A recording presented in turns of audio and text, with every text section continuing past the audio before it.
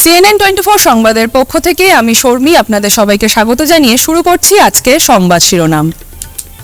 শিলচর পুরসভায় বর্ধিত বিভিন্ন কর সহ ট্রেড লাইসেন্স ফি অবিলম্বে প্রত্যাহারের দাবিতে আগামী সোমবার 29 জুলাই গণধর্ণা। রবীন্দ্রনাথ ঠাকুর অবিস্মরণীয় কবি, যার জন্য সবার অন্তরে ঠাঁই পেয়েছেন, বললেন বিধানসভার উপাধ্যক্ষ ডক্টর নোমল মোমিন। হাইলাকান্দিতে 1 মাসের শিশুসহ 12 জন মহিলা নিখোঁজ, পুলিশের চাঞ্চল্যকর তথ্য। ভাঙ্গার পাড় থেকে চুরি হওয়া গাড়ি উদ্ধার মেঘালয়ে।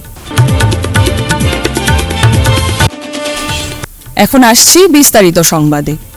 শিলচর পুরসভা বেআইনিভাবে বর্ধিত জলকর, পৌরকর, ট্রেড লাইসেন্স ফি অন্যান্য কর অবিলম্বে প্রত্যাহারের দাবিতে আগামী 29 জুলাই সোমবার বেলা 11:30 থেকে দুপুর 1:30 পর্যন্ত পুরসভা কার্যালয়ের সামনে গণধর্ণা অনুষ্ঠিত হবে। এই গণধর্ণায় সামিল হতে পুর নাগরিকদের প্রতি আহ্বান জানিয়েছেন প্রগতিশীল নাগরিক সমন্বয় মঞ্চের নেতৃবৃন্দ। এবং গণতন্ত্রের মূল কথা হচ্ছে জনগণ, এবং জনগণের জন্য, জনগণের কাজের জন্যই বিভিন্ন সংগঠন হয়, বিভিন্ন রাজনৈতিক দল হয়, আমরা জানি সেটা। কিন্তু যখন সরকারের কোন বিভাগের দ্বারা যখন জনগণ নিষ্পেষিত হন, তখন জনগণের অধিকার থাকে যে তার প্রতিবাদ করা। যেখানে নির্বাচিত বোর্ড নেই, সেখানে একটা কেয়ারটেকার কোনোভাবেই তার ইচ্ছা মতো কোনো করকে জনগণের উপর চাপিয়ে দিতে পারে না। এবং আমরা বারবার বলেছি, আমরা ইতিমধ্যে দুইবার আমরা স্মারকপত্র দিয়েছি, আমরা বিভিন্ন সময় আপনাদের মাধ্যমে আমাদের বক্তব্যকে আমরা তুলে ধরেছি, কিন্তু আজ পর্যন্ত সেই বিভাগের তরফ থেকে হোক কিংবা সরকারের তরফ থেকে হোক কোনো ধরনের ইতিবাচক কোনো সাড়া আমরা পাইনি। এবং গণতন্ত্রের প্রথম যে থাকে সেটা হচ্ছে প্রতিবাদ করা, এবং আমরা সেই প্রতিবাদের অস্ত্র হিসাবে আগামী 29 তারিখে আমরা গণধর্ণার ব্যবস্থা করেছি। আমরা 11:30 থেকে 1:30 পর্যন্ত আমরা ধর্ণা দেব। আমরা ইতিমধ্যে আমরা শহরের বিভিন্ন অঞ্চলে আমরা গেছি, আমরা আমাদের প্রপত্র যেটা লিফলেট যেটা সেটা আমরা ডিস্ট্রিবিউট করেছি এবং অভূতপূর্ব সাড়া আমরা পেয়েছি। এবং আমরা সবাইকে আহ্বান জানাচ্ছি যে আগামী 29 তারিখের যে ধর্ণা, সেই ধর্ণাকে আমরা সফল করে তুলব, এটা আমরা আশা রাখছি। রবীন্দ্রনাথ ঠাকুর এমনই অবিস্মরণীয় কীর্তিমান কবি, যার জন্য সবার অন্তরে ঠাঁই পেয়েছেন। তার প্রতি সবার অকৃত্রিম শ্রদ্ধা, ভালোবাসা রয়েছে। তাই তো তিনি বিশ্বগুরু। বিশ্ব তথা ভারতবাসী গৌরব অনুভব করে, কেননা কবিগুরুর হাত দিয়ে নোবেল পুরস্কার এসেছে গীতাঞ্জলি কাব্যের জন্য। তিনি আলোকিত করে গেছেন চিন্তা ও মননের প্রতিটি ক্ষেত্র। কবিগুরু রবি ঠাকুরের 163তম জন্মজয়ন্তী উদযাপনের বিশেষ পর্ব সবার হৃদয়ে রবীন্দ্রনাথ অনুষ্ঠানে এ কথাগুলো বলেছেন অসম বিধানসভার উপাধ্যক্ষ ডক্টর নোমল মোমিন।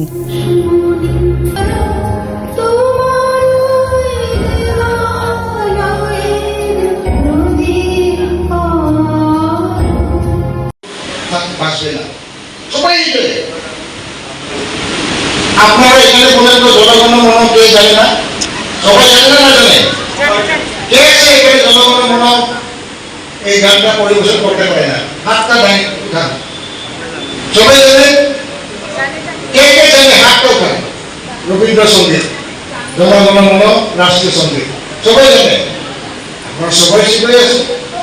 আমরা ক্লাস 1-এ যে স্কুলে যে সময় আমি যাই, ফার্স্ট আমার গান কি হয়? জনগণ।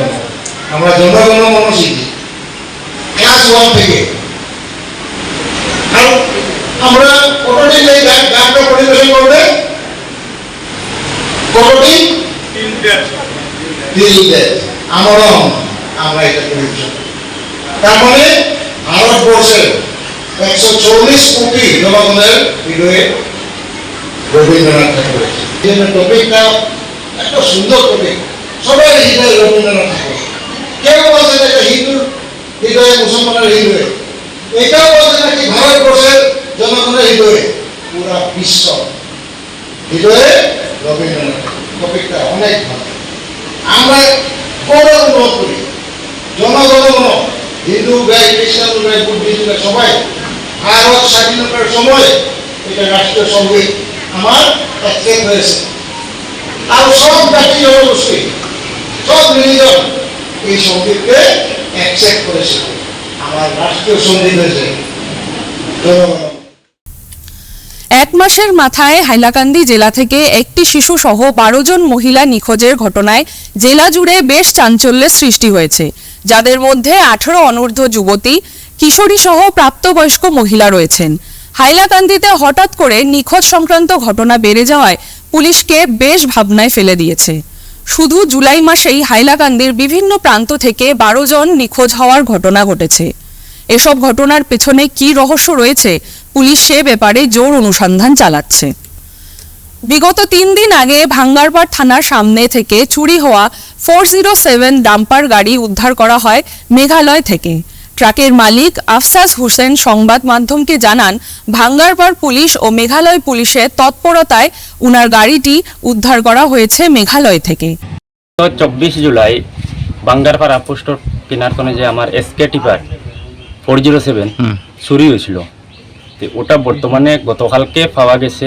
বাঙ্গারপাড় পুলিশের তৎপরতা, ইভেন নুমসুলুং মেঘালয় ধরা খাইছে গাড়িটা। নুমসুলুং পুলিশ স্টেশনের তৎপরতায় গাড়িটা ধরা পড়ছে। তাই গাড়ি মালিক আফসাস হোসেন পুলিশ প্রশাসনকে অসংখ্য ধন্যবাদ জানিয়েছেন। ট্রাক গাড়িটি মেঘালয় থেকে ভাঙ্গারপাড় এনে ওনার হাতে সমঝে দেওয়া হয়েছে বলে জানিয়েছেন আফসাস হোসেন। তো গাড়িটা আপনি নিয়ে আইছেন আজকে সকালে নিয়ে আইছি গাড়িটা। আচ্ছা, গাড়িটা পাওয়ার কারণে আমি বাঙ্গারপাড় পুলিশ পাড়ি, ইভেন মেঘালয় পুলিশ পাড়ি, নুমসুলুং থানার ওসি মহোদয় বা প্রশাসনিক যারা দায়িত্ব কর্তব্য অধিকারী আসলে তারা অসংখ্য ধন্যবাদ জানাই। এবার শিল্প সংস্কৃতির ওপর চরম আঘাত। রাঙ্গির খাড়ির তরণী রোডের ঐতিহ্যবাহী কলাক্ষেত্রম মিউজিক কলেজের জমি বেদখলকে ঘিরে তীব্র প্রতিক্রিয়া সৃষ্টি হয়েছে। জমি সহ ঘর বেদখলের বিরুদ্ধে কলাক্ষেত্রমের অধ্যক্ষা অপু সূত্রধর শিলচর রাঙ্গিরখাড়ি পুলিশ ফাঁড়িতে একটি এফআইআর দায়ের করেছেন। তিনি জানান, বরাক উপত্যকার মধ্যে কলাক্ষেত্রম মিউজিক কলেজ একটি জনপ্রিয় এবং স্বনামধন্য সঙ্গীত প্রতিষ্ঠান।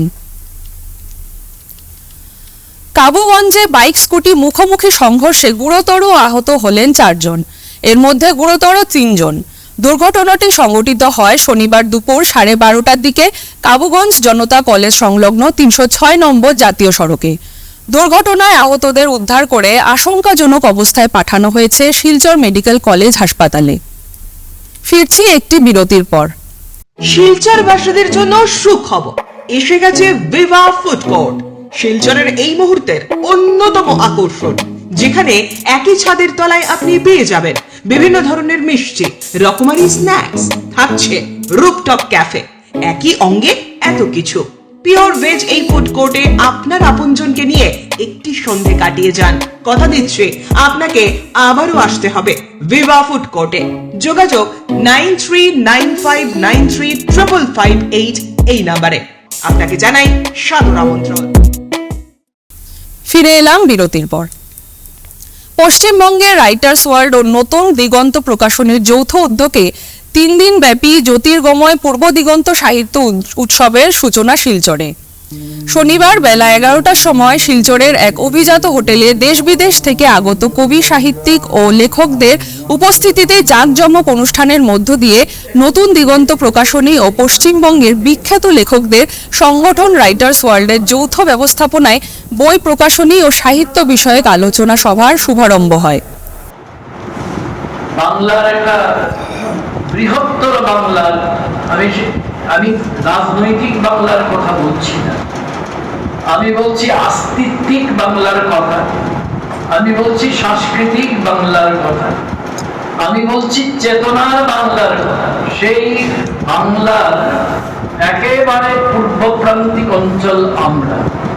সাহিত্য মানুষকে আগে পূর্বে একটু আগে আমাদের বিজ্ঞানন্দজি বলেছিলেন যে পূর্বেও আমাদের সাহিত্যটা ছিল, সেটা আমাদের ঋষিরা মুনিরা সেটা বিভিন্নভাবে তখনকার সময়ে যে ভাষা, সেই ভাষায়, সেই সভ্যতায়, সেই সংস্কৃতি, সেই পরিবেশের উপর দাঁড়িয়ে যেটা আমরা বলতাম দেবতাদের ভাষা, সেই ভাষায় বিভিন্ন গ্রন্থাদির মাধ্যমে একটা সাহিত্যিকের মতো রূপ চলছে। সেখানে যেমন চারিত্রিক, তেমন সামাজিক, তেমন মানবিক এবং সমস্ত মানুষের সত্যকে জেনে সুন্দর জীবন পরিচর্যার জন্য তখনকার সময়ে সেটা সেভাবে রচিত হয়েছিল।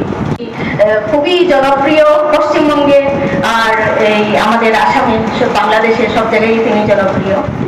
তো আমরা এই নামটা এর জন্যই তিনি দিয়েছিলেন স্যার, দীর্ঘময়, যে সাহিত্য, খুব সম্ভব তিনি এর জন্যই দিয়েছিলেন যে সাহিত্য আলোর ঠিকানা, আলো সবসময় সাহিত্য আলোর কথা বলে।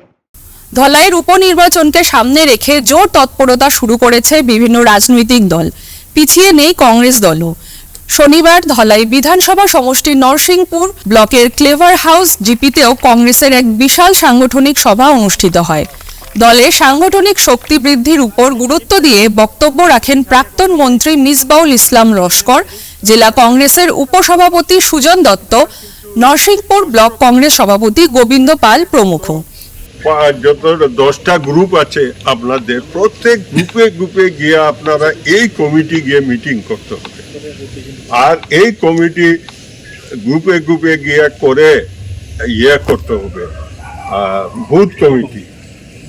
আমার মনে হয় 8টা বা 10টা বুথ হবে, 10টা বুথ হবে, সেই 10 বুথে 10টা কমিটি লাগবে।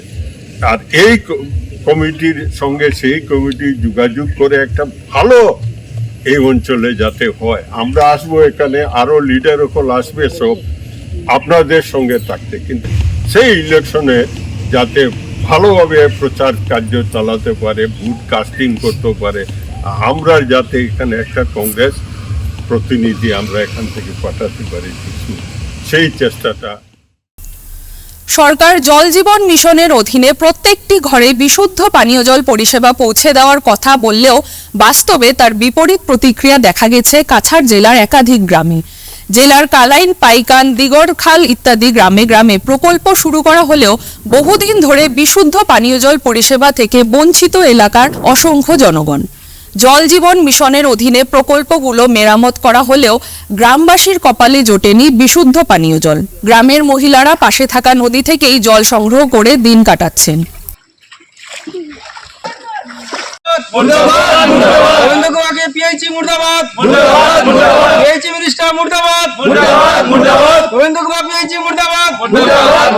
গোবিন্দ কুমার পেয়েছি অধীনে আমার 31 মিটার 40 মিটার দূরত্ব আমার বাড়ির জল যাইবা কথা, তারা দিছে না। আমি যে বিজেপি সরকারও আমলে যদি আমি জল খাই না, তো আমি খুব সময় খাইতাম, বুঝলেন। তো তারা এখন আমি ওইখান থেকে নিতাম বলে আমি আমার পয়সা খরচ করে কালেকশন করিলাম, বুঝলেন। আমরা 2টা পরিবার দিয়ে তারা দিছে না। সরকারের বসে ঘরে ঘরে জল যাইবার লাগিয়া তারা আমার জল দিছে না। লায়ন্স ক্লাব অফ লালার উদ্যোগে এবং শিলচরের ইউথ এগেইনস্ট সোশ্যাল ইভিলস ইয়াসি এবং গাগলাছড়া নেহেরু ক্লাব ও হাইলাকান্দি জেলা অন্ধত্ব নিবারণী সংস্থার সহযোগিতায় শনিবার লালার গাগলাছড়া চা বাগানের গাগলাছড়া হিন্দি এমই স্কুলে বিনামূল্যে এক চক্ষু পরীক্ষা কাম ক্যাটারেক্ট শনাক্তকরণ শিবির অনুষ্ঠিত হয়। শিবিরে মোট 163 জন চক্ষু রোগীর চোখ পরীক্ষা করা হয়। তার মধ্যে থেকে 35 জন ছানি পড়া রোগী শনাক্ত করা হয়। লায়ন্স ক্লাব অফ লালা এবং ইউথ এগেইনস্ট সোশ্যাল ইভিলসের যৌথ প্রচেষ্টায় এবং বিবেকানন্দ ক্লাবের সহযোগিতায় আমরা গাগলাছড়ায় একটা ছানি শনাক্তকরণ শিবির আয়োজন করেছি এবং সফলভাবে এটা আয়োজন হয়েছে। কারণ আমরা দেখছি যেভাবে নুরুল বলেছেন যে প্রায় 150 লোককে পরীক্ষা করা হয়েছে, যার মধ্যে প্রায় 30 জন ছানি ধরা পড়েছে। আমরা আশা করি এইভাবে আমরা আগামী দিনে লায়ন্স ক্লাব লালার উদ্যোগে আমরা করে যাব এবং আমরা ইয়াসি থেকে একটি দায়িত্ব নিয়ে বলছি আগামী দিনে গাগলাছড়াতে একটা মেগা হেলথ ক্যাম্প করবো, স্বাস্থ্য শিবির করবো। যেহেতু আজকে বর্তমান যুগে বিভিন্ন রোগে আক্রান্ত হয়ে লোকরা দিশাহারা হয়েছে এবং আজকে চিকিৎসা করাটা অনেক ব্যয়ের ব্যাপার হয়ে যাচ্ছে, তো ইয়াসি এবং লায়ন্স ক্লাব লালা যৌথ উদ্যোগ নিয়ে আগামীতে আমরা একটা মেগা হেলথ ক্যাম্প করবো গাগলাছড়ায়, এই দায়িত্ব নিয়ে আমরা আজকে শিবির করছি। এবার খেলার খবর। আজ শিলচর টাউন ক্লাবের 41তম মনসুন ক্রীড়া ও সাংস্কৃতিক উৎসব 2024 উপলক্ষে টাউন ক্লাব প্রাঙ্গণে কেরেম বোর্ড প্রতিযোগিতা অনুষ্ঠিত হয়। এই প্রতিযোগিতাটি ছিল ষষ্ঠ শ্রেণী থেকে অষ্টম শ্রেণী পর্যন্ত Namita Chowdhury Memorial prize money single ক্রীড়া এবং দ্বিতীয়টি ছিল নবম শ্রেণী থেকে দ্বাদশ শ্রেণী পর্যন্ত গোলাপচাঁদ বর্দিয়া মেমোরিয়াল প্রাইজ মানি সিঙ্গল ক্রীড়া প্রতিযোগিতা। দুইটি বিভাগে মোট 35 জনের মতো প্রতিযোগীরা যোগদান করেছিল। আগামী 31 জুলাই টাউন ক্লাব প্রাঙ্গণে এক অনুষ্ঠানের মাধ্যমে বিজয়ীদের পুরস্কৃত করা হবে। অন্তিম পর্যায়ের খেলাতে ক্যারাম বোর্ডের প্রতিযোগিতা শুরু হয়ে গেছে। ক্যারাম বোর্ড প্রতিযোগিতায় দুইটা গ্রুপে খেলা হবে। সিঙ্গলসে ক্লাস 8 পর্যন্ত একটা গ্রুপ এবং আরেকটা গ্রুপ আছে আপ টু ক্লাস 9 to 12 এবং আগামীকাল হবে ডাবলসে সেম গ্রুপেই ডাবলস প্রতিযোগিতা। এই ইভেন্ট নিয়েই আমরা টাউন ক্লাবের মনসুন স্পোর্টস 41তম মনসুন স্পোর্টস এবার আমরা শেষ করব এবং আগামী 31 তারিখে বিকেলবেলা 5টার সময় আগামী 31 তারিখে বিকেলবেলা টাউন ক্লাবের প্রাঙ্গণ থেকে পুরস্কার নিবেন। আমরা সব প্রতিযোগীকে এই অনুরোধ করছি এবং আগামীতেও যাতে এই প্রতিযোগীরা আমাদের সাথে থাকেন এই আশা করে আমাদের এইবারের এই মনসুন স্পোর্টস আমরা এখানে শেষ করছি। আজকের মতন CNN 24 সংবাদ এই পর্যন্তই। নমস্কার।